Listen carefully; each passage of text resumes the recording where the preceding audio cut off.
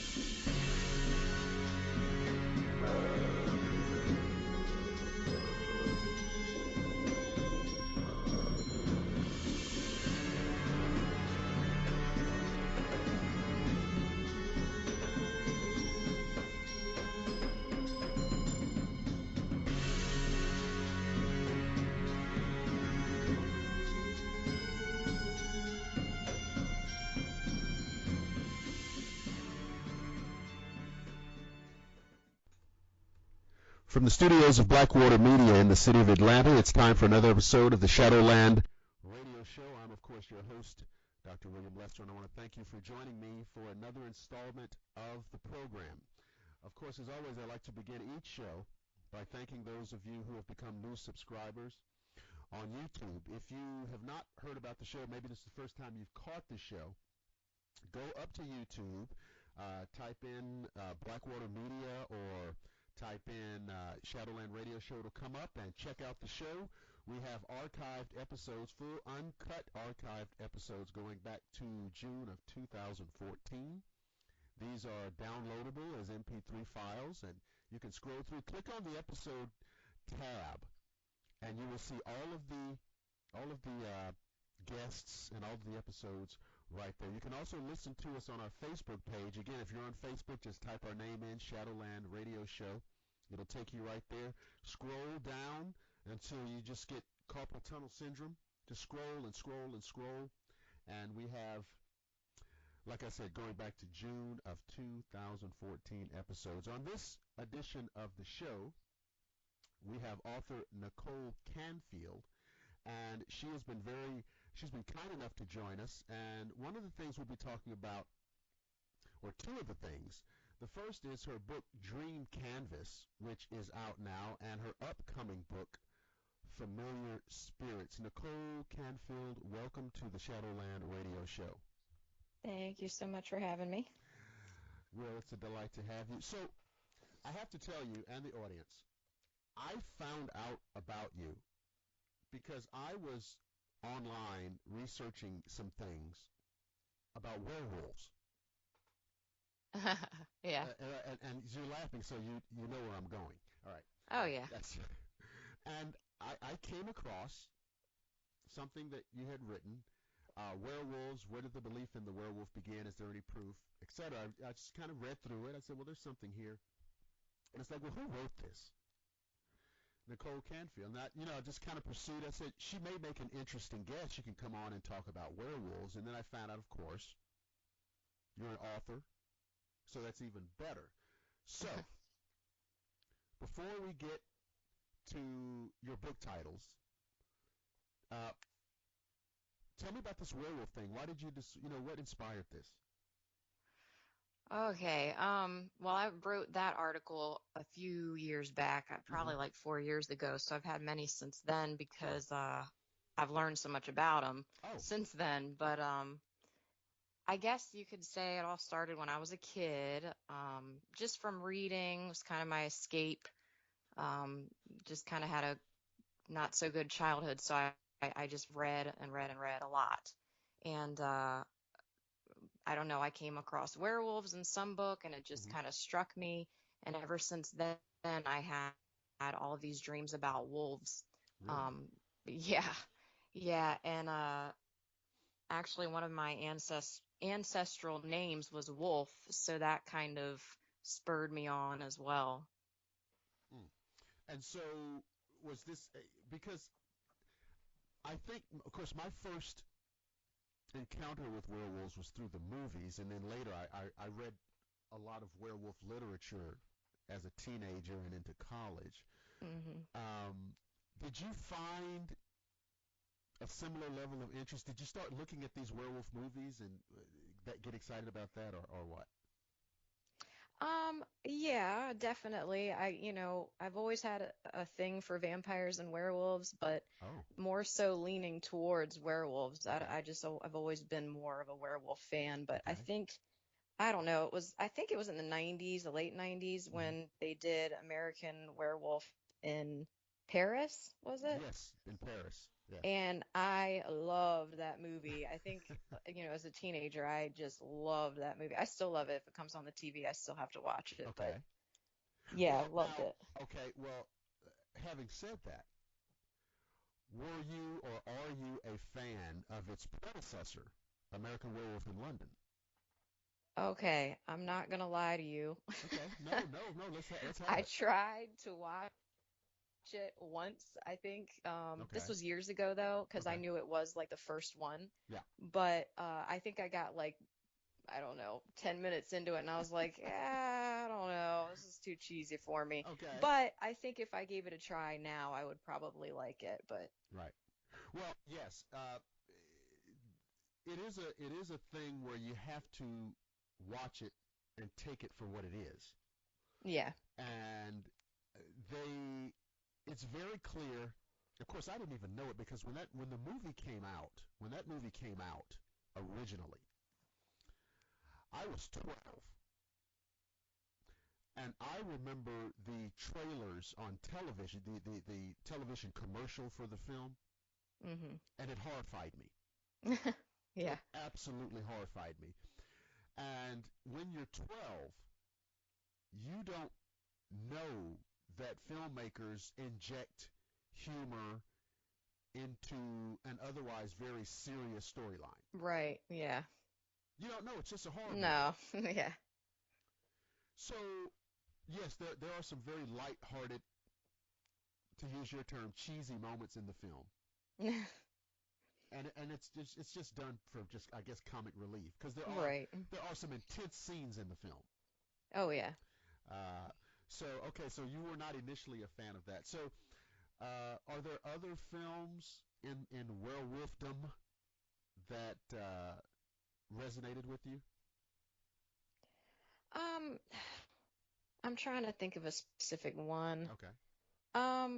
I mean, of course, I'm sure everybody loves Underworld. I like those movies. That's probably predictable, but lately I've been getting more into the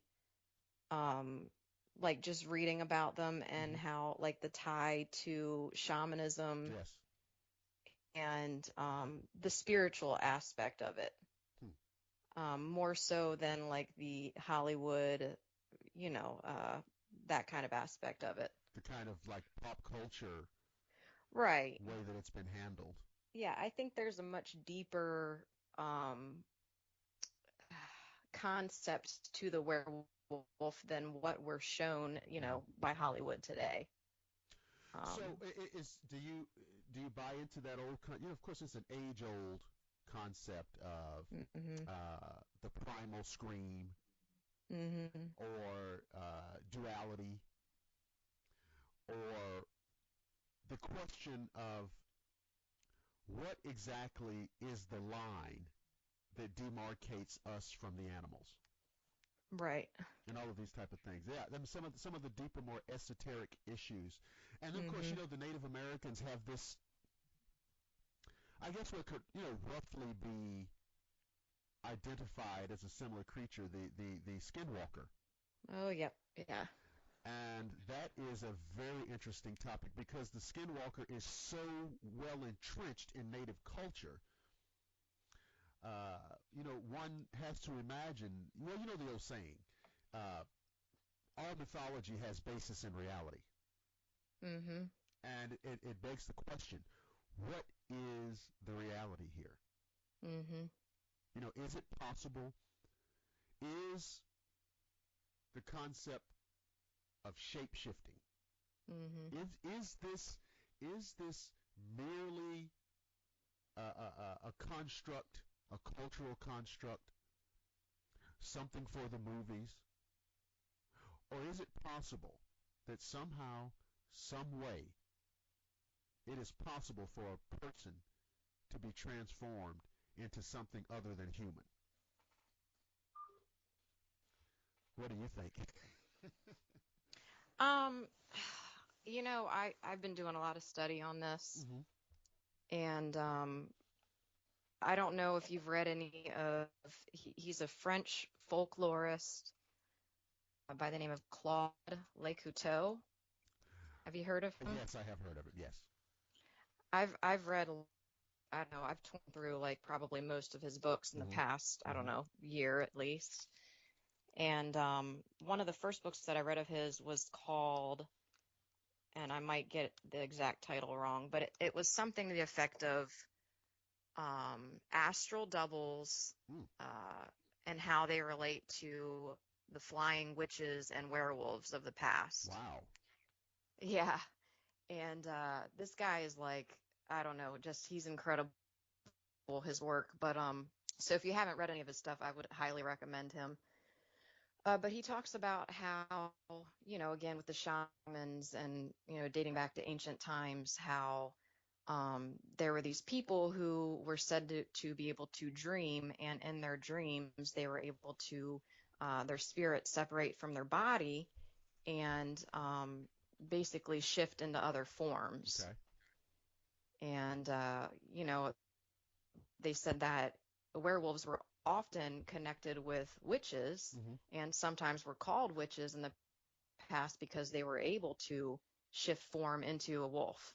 Or, some of the witches in the past were said to be able to shift into the form of a cat or a hare or, et cetera. So, but for the Native Americans now, the skinwalker is always a witch, right? They are witches. Yeah, they say specifically that they were, black magicians or like evil, evil doers or whatever. But, there's tales from like the Ozark Mountains of granny witches or granny women, they called them, that would be able to shift into the form of a rabbit. That weren't necessarily like evil, right? But I mean, there's a lot of folk tales from the United States, even of women that would shift forms, and these guys would go after them, and they'd shoot the the rabbit in the foot or the leg or something, and they would go to the suspected witch's house the next day, and she'd be sitting there with a bandage wrapped around her leg or in pain kind of thing. They call that wound doubling. You go if you shoot the werewolf or whatever, you go back and you find a person in the village with the corresponding injury. And so that's an old a component, an old element of this. Wow. I guess what I kind of went off on a tangent there. Sorry. No, but I guess what I'm saying is I'm not sure if it's great. Okay, good.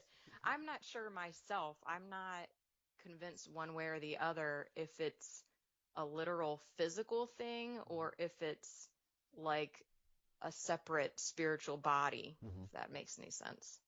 Of course. And perhaps you feel the same way about vampires. I mean, and it's so funny because, look, none of this is new. Right? No. I mean, this is as old as civilization itself. Yeah. And we're still talking about these things. And I personally am not a fan of how vampires and werewolves are handled in popular media. No, me neither. Okay.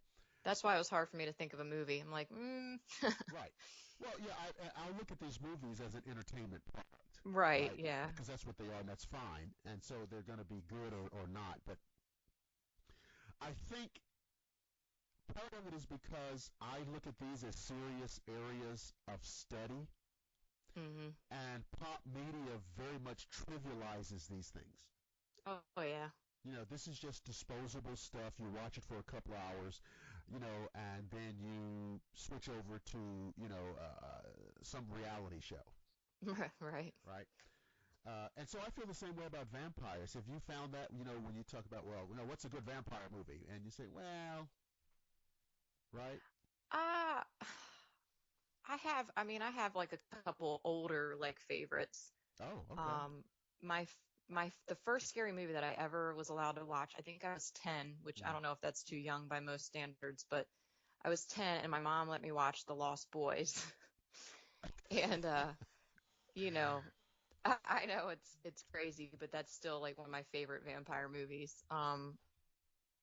I don't know. I like some of the older ones, Fright Night is another good one that I Oh, still yeah. like.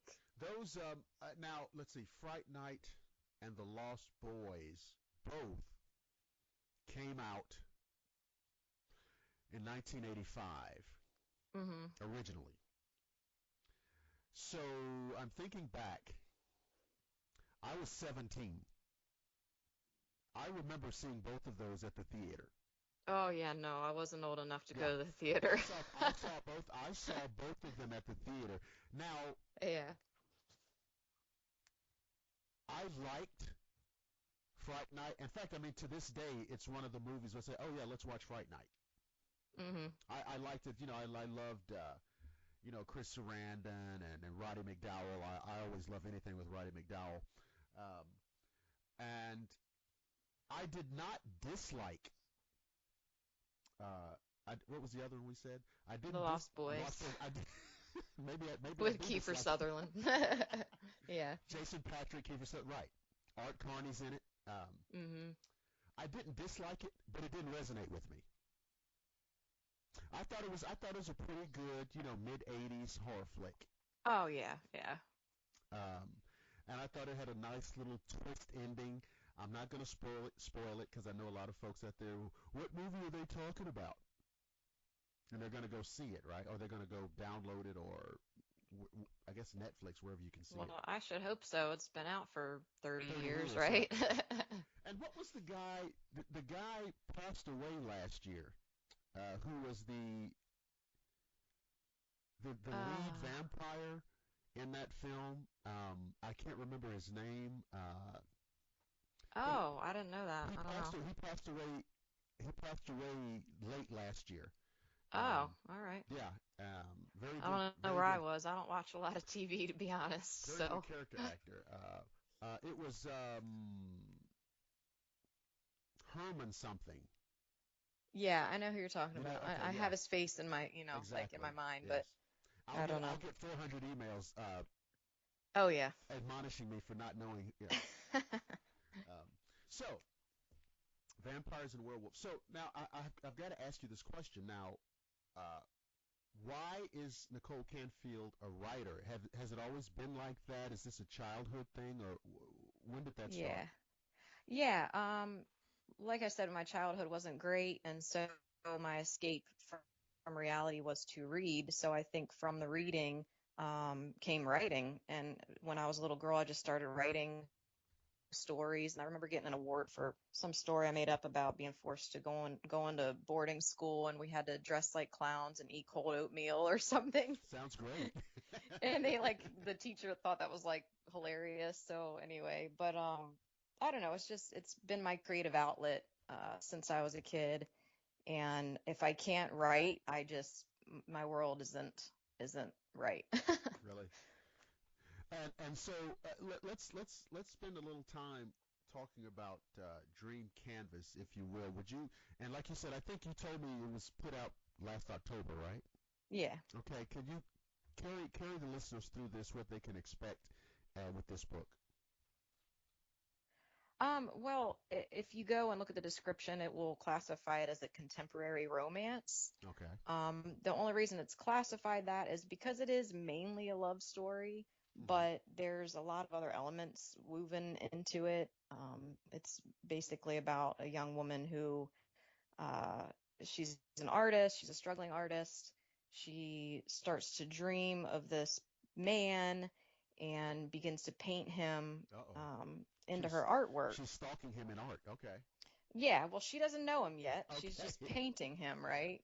And he the man from basically her artwork is on the other side of the country and comes in contact with her artwork and realizes that he's having dreams about her as well.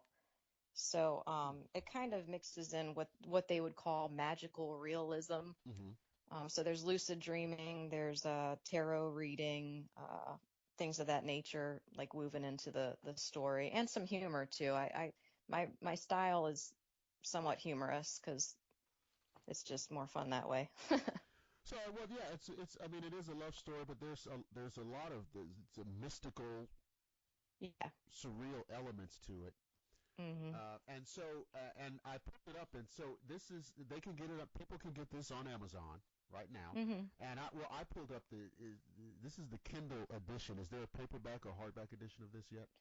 I did not do a paperback of this one. Okay. I've had a couple requests for them, but I just haven't done it yet. But it's an ebook at this point. Okay. So look, folks, we're up here on Amazon, and you got the Dream Canvas Kindle edition available for download right now.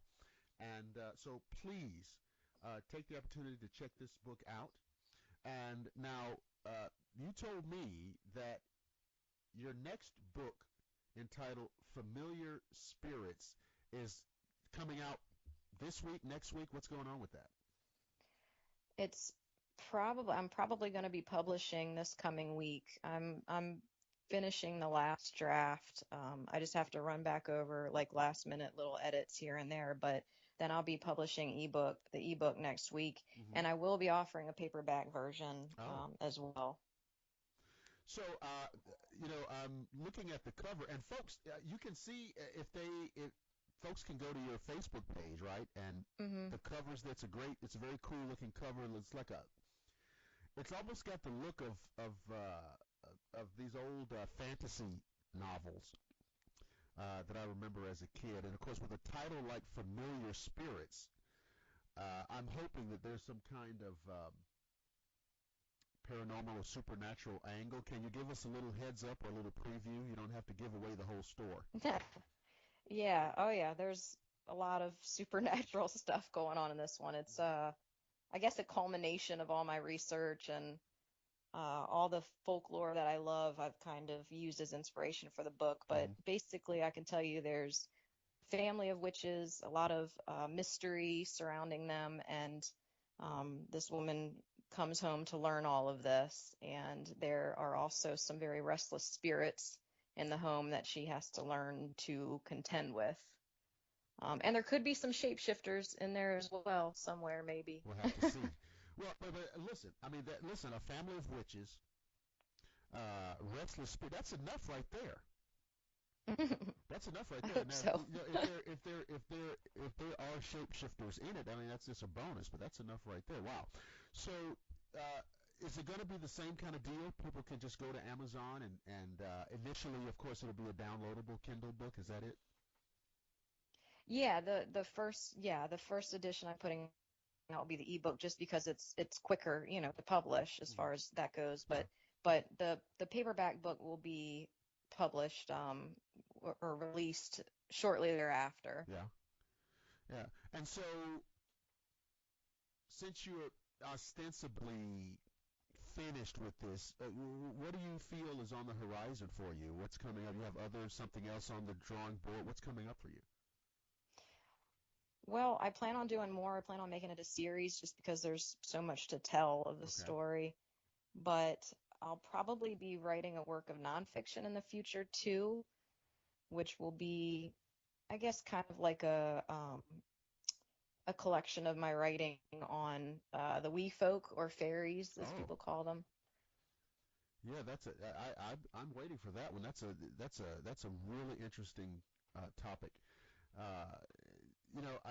Listen, I want to thank you for being a guest on the show, and I want to tell everybody to remember, go up to Amazon and type in the Dream Canvas in the search engine, or Nicole Canfield, and you can download your Kindle edition right now, and then be on the lookout for her new book called Familiar Spirits. And like I said, a family of witches and a house full of restless spirits. You cannot possibly go wrong with a storyline like that. So, you know, I told you earlier, Nicole, that I have a lot of guests who come on, and some of them are authors, some of them are researchers, investigators, and many of them come back and do return visits. So please allow me to put you on the spot at this moment and ask if you'll come back on the show after Familiar Spirits comes out, and we can talk about it some more and promote it and talk some more about werewolves and vampires and witches. Yeah, absolutely. I'd love that. Very good. Absolutely. Thank you so much. Ladies and gentlemen, we are at the end of another installment of the Shadowland Radio Show. Our guest has been author Nicole Canfield. Familiar Spirits and Dream Canvas. I want to remind all of you that you can hear the show in an archive form on Google+, on Facebook, and on YouTube, just by typing in the name Shadowland Radio Show. You can also go to our website, which is shadowlandradioshow.com, and click on the episode tab and hear those shows uncut, full-length, downloadable MP3 format. I don't want you guys to panic, because March is at an end and April's around the corner, and I promise that I will see each and every one of you again on the flip side.